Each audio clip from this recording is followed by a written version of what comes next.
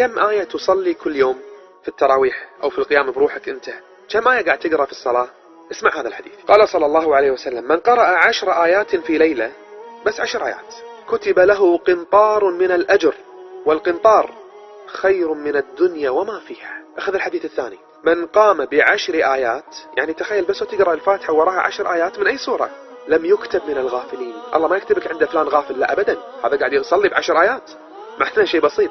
ومن قام ب100 آية كتب من القانتين، أنت عند الله اسمك القانت فلان الفلاني. ومن قام ب1000 آية كتب من المقنطرين. اختار لك الاسم اللي تبي عند الله سبحانه وتعالى واشتغل عليه، والله سبحانه وتعالى يعطيك إياه.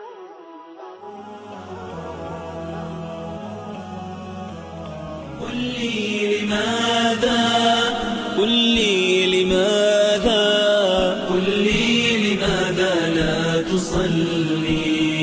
بالله ما ألهاك عنها، أشغلت بالفاني الأقل، ما في انشغالك أي عذر، من ذا يعيش بغير شغلي؟ قل لي لماذا لا تصلي؟